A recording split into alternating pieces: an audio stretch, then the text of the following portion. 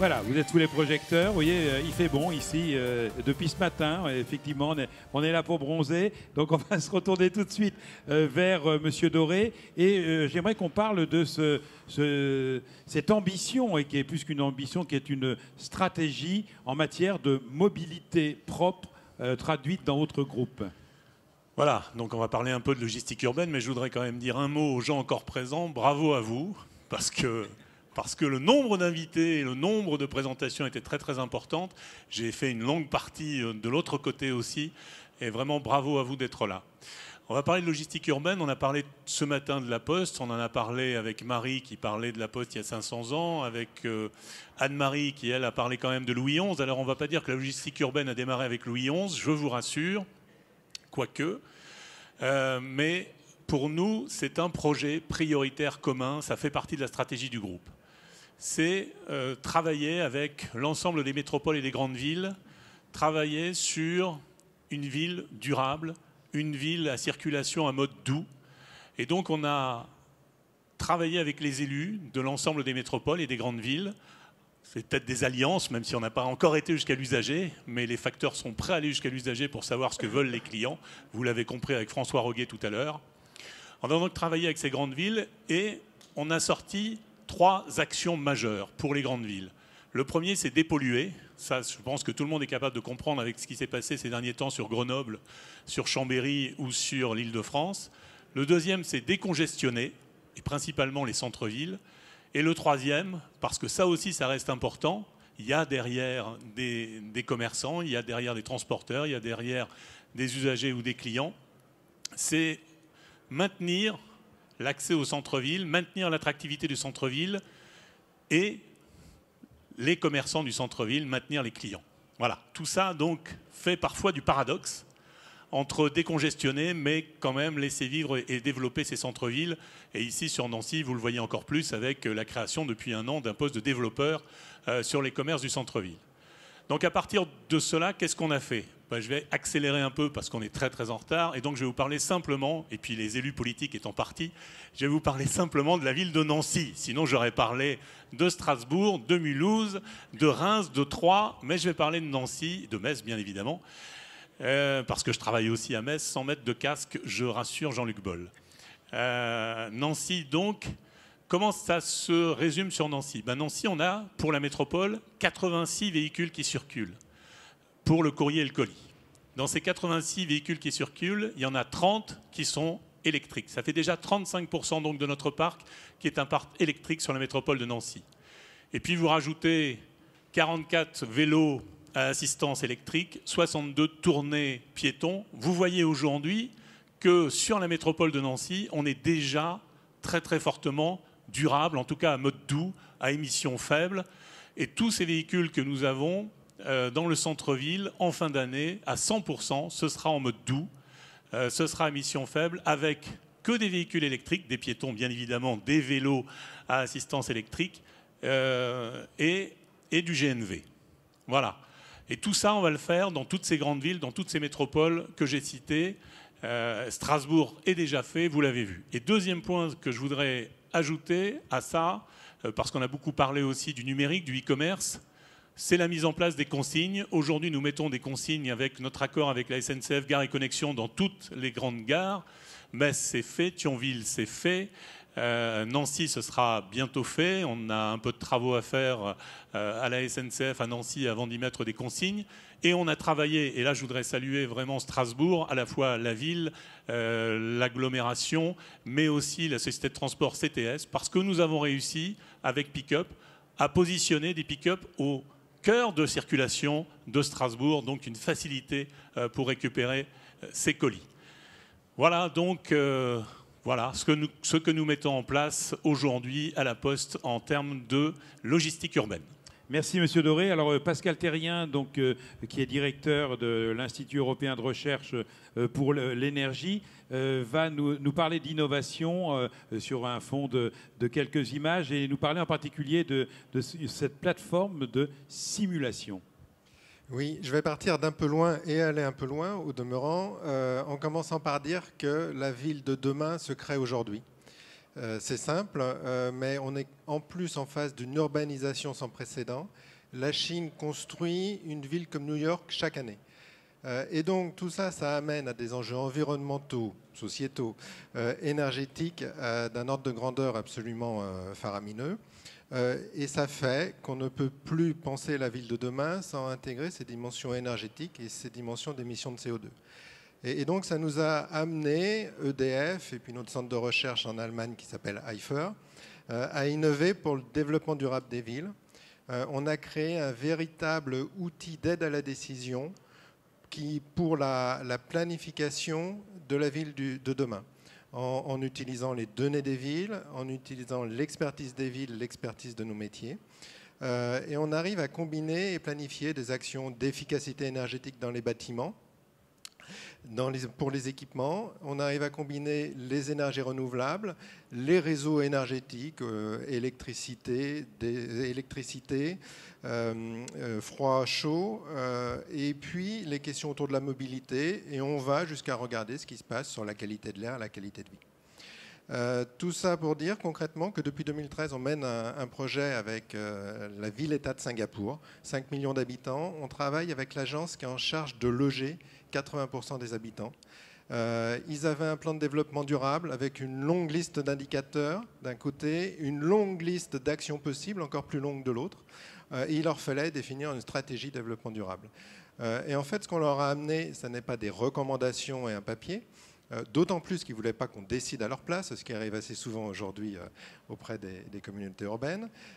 Et donc, on a développé une plateforme de simulation qui intègre notre expertise, qui permet de voir la ville en 3 dimensions. Donc, j'espère que le film déroule en ce moment. Tout à fait, tout à fait. Et qui leur permet de jouer avec cette ville virtuelle pour définir des futurs possibles, définir des scénarios, énergie, je mets du photovoltaïque sur les toits, je mets des réseaux de froid, je mets des ascenseurs à récupération d'énergie, je mets de l'éclairage performant, je regarde ce qui se passe quand je mets de la mobilité électrique, éventuellement quand je traite de la mobilité hydrogène. Au demeurant, on a un projet pas très loin d'ici avec la casque, l'agglomération de Sarreguemines, sur le véhicule hydrogène et une station-service hydrogène. Et donc tous ces éléments, toute cette expertise sont amenés auprès des planificateurs qui peuvent très vite en fait construire le scénario, voir les impacts en premier lieu sur leurs coûts, sur leurs investissements nécessaires, sur leurs coûts d'exploitation et puis sur leurs bénéfices, alors notamment CO2, notamment énergie, mais plus généralement aujourd'hui c'est la question de la qualité de vie avec un grand nombre d'indicateurs qu'il y a derrière.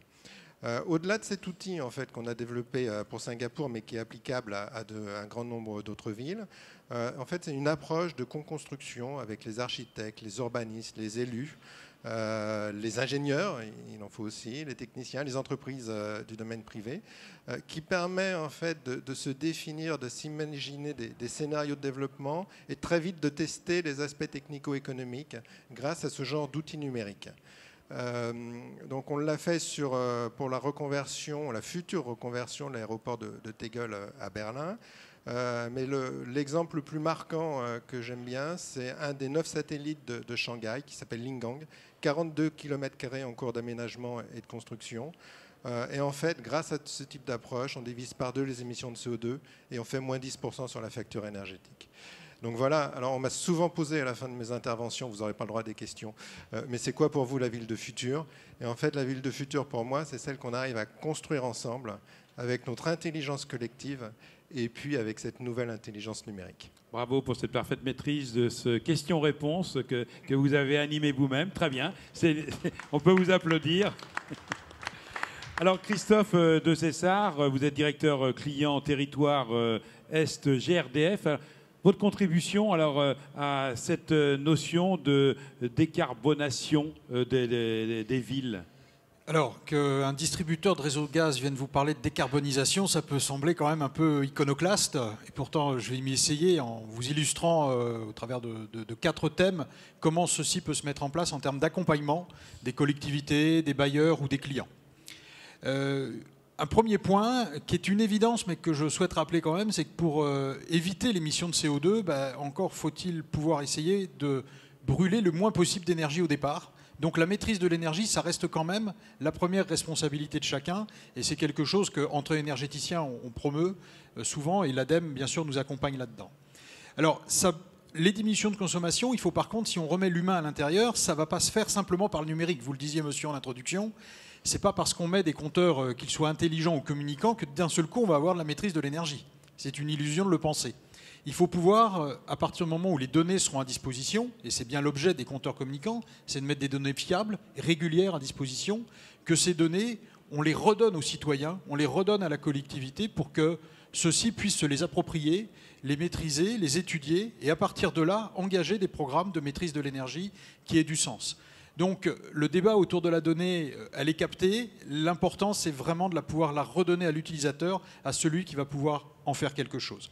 D'où la mise en place de ces compteurs communicants aujourd'hui, qui sont un grand enjeu, mais à mon sens, pas tant technologique que vraiment dans l'accompagnement pédagogique de l'utilisation des données. Et puis, la décarbonisation, ça peut aussi se faire, il y a eu des témoignages dans la table ronde précédente, au travers du biogaz. La méthanisation, c'est un grand vecteur aujourd'hui qui va permettre à l'ensemble du gaz distribué, c'était évoqué dans différentes tables rondes de cet après-midi, je le répète, que petit à petit, le réseau va se verdir pour devenir éventuellement, on le pense, et là encore on cite des chiffres de l'ADEME qui a fait les études avec nous, vers 2050, c'est très loin, mais pour être à 70% du gaz vert. Et donc il y aura des témoignages, je ne vais pas aller plus loin, parce que tout à l'heure vont témoigner sur concrètement ce qui est mis en œuvre pour la méthanisation, mais c'est un point très important où on aura un réseau qui va pouvoir distribuer du gaz, qui va pouvoir être absent de CO2, et donc on va complètement changer le paradigme du gaz naturel qui est vécu comme une énergie fossile. Le gaz naturel deviendra petit à petit une énergie verte, et c'est quelque chose auquel il faut s'habituer, mais les nombreux témoignages vont dans ce sens au jour d'aujourd'hui. Le troisième point, la troisième illustration, et ça va faire écho à ce que vous disiez, monsieur, sur les transports, c'est la décarbonisation par les transports. Parce qu'aujourd'hui, il faut être conscient que la principale source de CO2 émis, c'est quand même les transports qui restent quasiment dans leur totalité carbonés.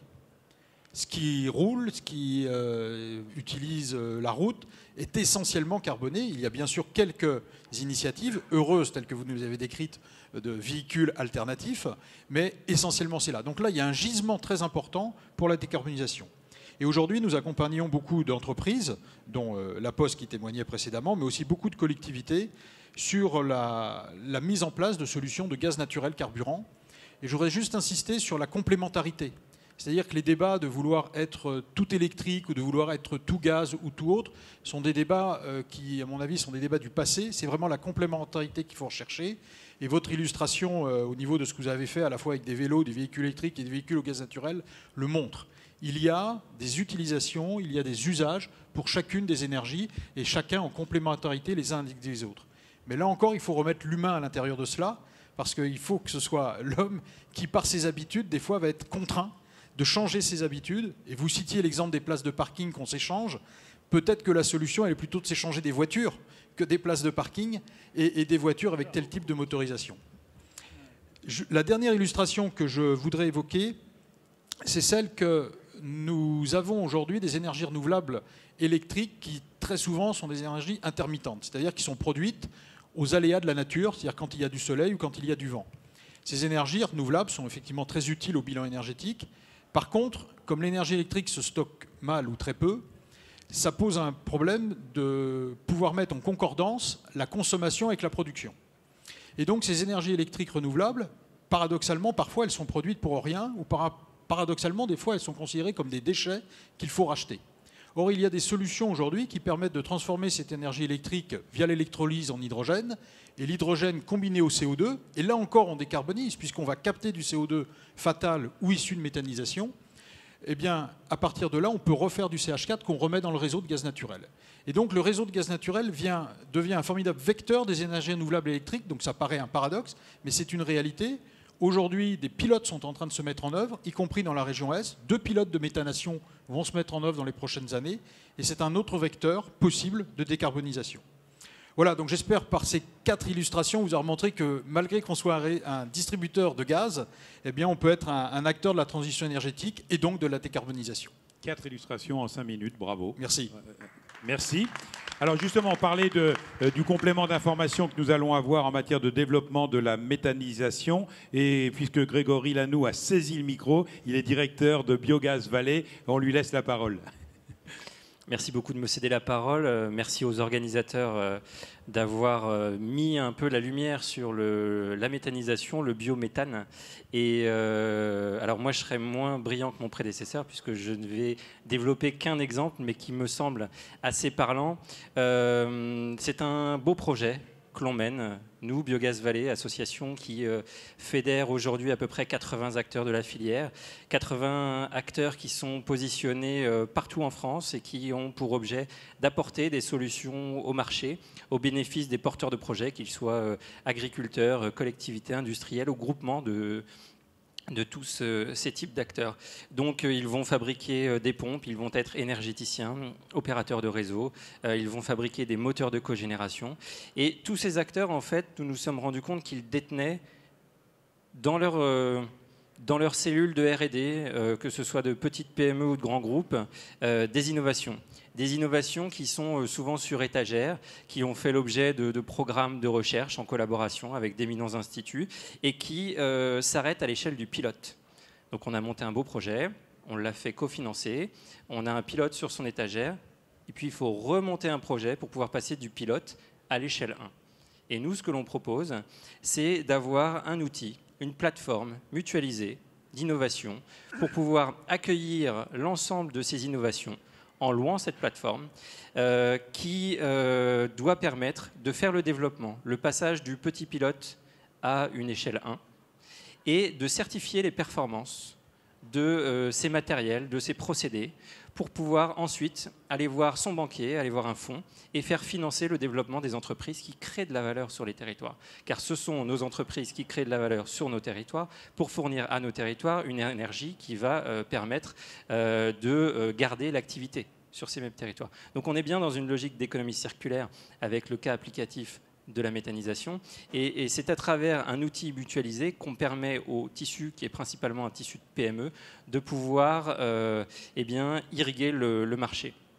Donc nous avons un magnifique projet qui va voir le jour dans l'Aube, puisque nous sommes implantés à Troyes, dans l'Aube, dans la région Grand Est.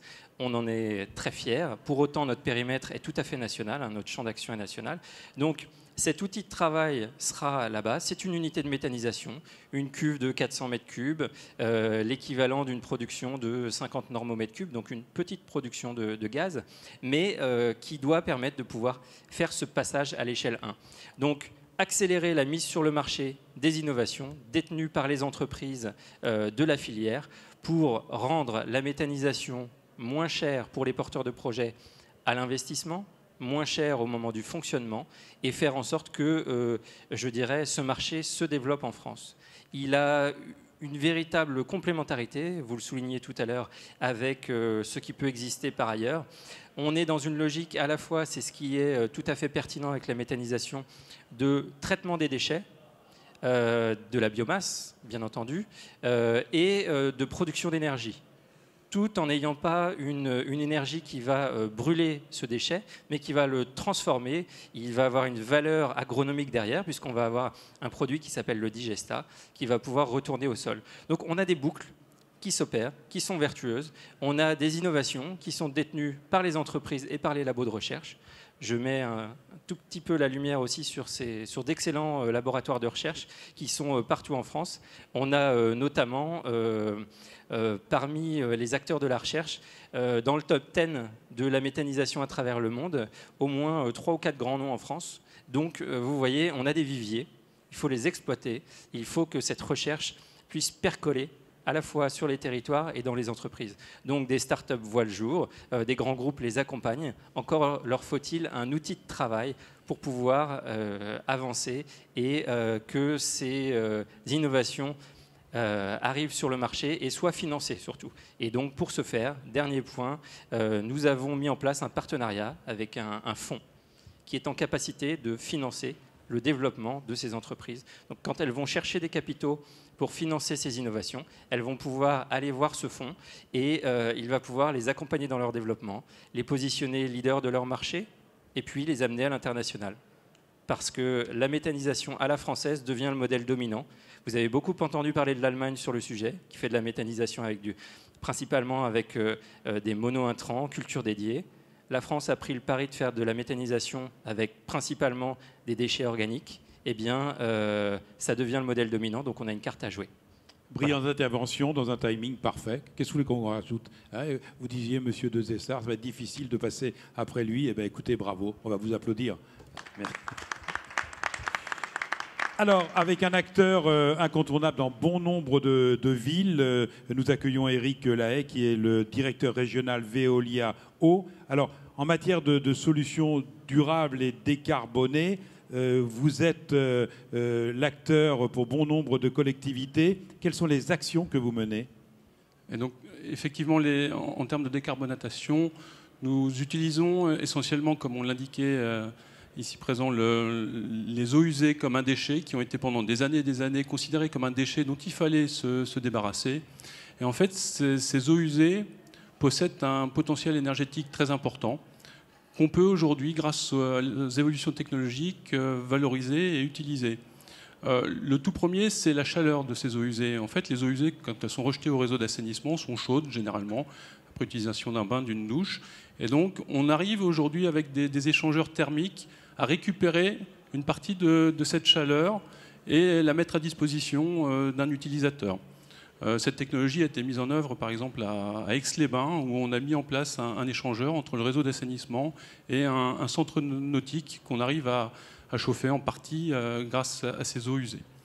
Ça, c'est le premier point. Le deuxième point, comme on le disait tout à l'heure, les boues de stations d'épuration, les boues qui sont produites par les stations d'épuration, qui sont également considérées comme un déchet, ont une capacité méthanogène qui permettent, après digestion, de produire du biogaz, donc du biogaz qui là aussi est très intéressant et que l'on peut valoriser également. Aujourd'hui, il y a deux axes principaux de valorisation de ce biogaz. Le premier, c'est la cogénération, dont on a parlé, qui consiste donc à brûler ce biogaz pour le produire de l'électricité et de la chaleur. Alors, on va le mettre en œuvre prochainement sur Lunéville. La station d'épuration de Lunéville va être dotée d'une cogénération qui permettra, à partir du biogaz produit sur la station, de produire de l'énergie électrique et de la chaleur. Ça, c'est une première possibilité. Une deuxième possibilité qui se développe de plus en plus, c'est de réinjecter, après traitement, le biométhane produit directement dans le réseau d'un opérateur comme GRDF. Et donc aujourd'hui, il y a de nombreux projets qui sont en train de voir le jour pour justement réinjecter directement ce biométhane dans le réseau. Et donc dans la région, on a sur ce territoire de la métropole du Grand Nancy la station d'épuration de Maxéville qui possède une digestion et pour laquelle on étudie la possibilité de réinjecter dans le réseau de l'opérateur GRDF après traitement. Et on a un deuxième projet un peu plus moyen terme, qui est la station d'épuration de Sossam du CIVOM de Mulhouse, qui étudie également la possibilité de produire du biogaz et de le réinjecter après traitement dans le réseau GRDF. Bien, de très belles interventions, particulièrement rassurantes. Et là, Bertil, vous vouliez intervenir à ce moment. Oui, je voulais réagir parce que je suis à la fois très enthousiaste, mais je le savais. Enfin, on sait les efforts que les opérateurs de services urbains que vous représentez déploient en faveur de cette économie circulaire. Ce qu'on voit souvent, c'est que pour qu'il y ait des boucles qui se créent, qui permettent de boucler la matière, les flux, l'énergie sur un territoire, il y a souvent la question de la donnée, ou disons de la confiance pour commencer, qui est au cœur de la création de ces boucles. Et cette confiance-là, souvent, elle passe par le partage d'informations, souvent le partage de données, et c'est parfois ce qui peut manquer à la mise en place de ces boucles. C'est hyper intéressant ce que vous avez. Le projet Biogaz Vallée dans l'Aube est absolument remarquable à ce titre. Mais je m'interroge toujours sur notre capacité à faire circuler ces données, à être dans une logique de partage, d'ouverture sur des choses qui sont parfois considérées par certains des acteurs comme étant un patrimoine de leur entreprise, qu'on a du mal à partager, et des données auxquelles on prête une valeur qui n'est pas forcément évidente en soi, quoi. Je vais juste Alors juste, et ensuite je vous céderai la parole. Très rapidement, sur le projet de démonstrateur qui s'appelle Certimeta, on va mettre à disposition une infrastructure en location. Et donc tous ceux qui ont des projets pourront venir l'utiliser. Et la propriété intellectuelle appartiendra à l'utilisateur. Donc nous, on ne vient pas interférer dans la propriété intellectuelle, la donnée stratégique, ce qui va en être fait. On aura un rôle de tiers labellisateur pour valider les performances dans un dispositif qui s'appelle ETV, qui valide les écotechnologies et leurs performances, et qui est internationalement reconnu. Premier point. Et puis deuxième point, alors là je mets une autre casquette, celle de directeur du club d'écologie industrielle de l'Aube, qui tient juste à faire partager des expériences sur l'économie circulaire à des décideurs publics et privés sur le territoire de l'Aube. Eh bien, la confiance, c'est vrai que ça ne se décrète pas, ça se vit et ça se fait à partir du moment où on a des lieux d'échange. C'est le cas de Biogaz Vallée, c'est le cas du club d'écologie industrielle, et c'est là qu'on est ravis de faire se rassembler un certain nombre d'acteurs qui sont autour de cette table et dans la salle, et qui, en échangeant, voient qu'ils ont un intérêt commun, le développement du marché, le développement du territoire et la création de valeur. Ouais, je pense que cette question d'alliance que vous forgez au sein de Biogaz Vallée sont absolument essentielles. Juste de manière très brève, je voudrais dire que sur les données de consommation, pour ce qui est de l'opérateur donc GRDF, nous mettons à disposition les données de consommation agrégées à destination des collectivités, à la maille de la collectivité, à la maille du quartier. Nous sommes vraiment à disposition. D'abord, la loi nous le demande, et donc c'est des choses qui sont par contre peu connues. Donc j'en profite pour le dire, c'est tout à fait possible, et nos services sont à votre disposition pour vous les amener, vous les donner à la maille que vous souhaitez et à l'échelle que vous souhaitez. Ce sera encore mieux quand on les aura au quotidien, il faut pouvoir faire des choses plus fines, mais on les a déjà à l'année, ce qui pour pas mal de programmes énergétiques ou de vision des flux sur plusieurs années est déjà très très intéressant. Bien, on prolonge au cocktail après. Il y Pas de problème. Ah, Merci. Voilà. Et on va demander. Mais j'ai pas de livre à vendre alors. Donc voilà, le dernier pitch de la journée avec Léo Casagrande qui doit être dans la salle, qui est le cofondateur de Greenberry. Est-ce qu'il est là? Oui, le voilà. Il va avoir 2 minutes pour vous convaincre que sa démarche s'inscrit parfaitement dans la réflexion que nous avons menée depuis le début de la matinée. Voilà Léo, à vous de jouer. Ça marche? Ok. Bonjour à tous. 2 minutes. 2 minutes pour... on m'a demandé mon avis sur la ville intelligente, donc je vais y aller direct. La ville intelligente, on la conçoit beaucoup au travers du prisme de la ville connectée, de la technologie, des capteurs, des caméras, des choses comme ça. Et on oublie un peu son côté territoire et son côté que chaque territoire a un ADN qui lui est propre.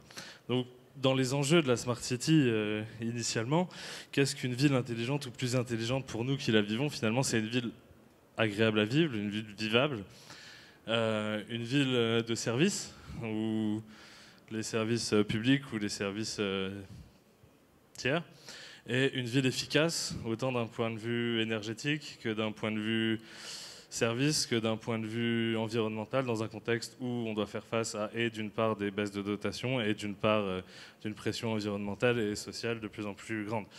Donc l'enjeu derrière tout ça, c'est tous les modèles clés en main qui sont créés sur la Smart City sont révélés inefficaces ou peu probants, dans le sens où tout ce qui est clé en main n'a pas forcément marché, et dans l'urgence, on est souvent tenté de faire le choix de parer à l'urgence, à l'immédiat, prendre une solution qui paraît sexy sur le moment, et on oublie le côté prospectif sur 20 à 30 ans, et surtout en choisissant quelque chose, en étant, là je m'adresse peut-être aux élus, en mettant un coup de projecteur immédiat sur le territoire, on oublie le côté à long terme sur le côté prospectif, et au détriment de l'interopérabilité des solutions. Est-ce qu'en choisissant quelque chose maintenant, on risque pas de refaire dans 5 ans parce que c'est pas compatible avec le besoin de dans 5 ans?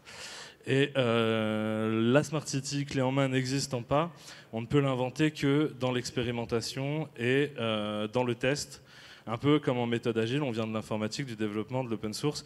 Donc on teste brique après brique pour comprendre comment fonctionne la ville. On teste un service à petite échelle et on le déploie petit à petit. Si ça marche pas, on comprend pourquoi, on pivote et on avance comme ce qu'on fait donc chez Greenberry. On pense que c'est par ça, je dépasse le temps. Non, ça... Ah, pardon. Ok. Merci à vous, merci de votre intervention. Merci à vous, bonne soirée.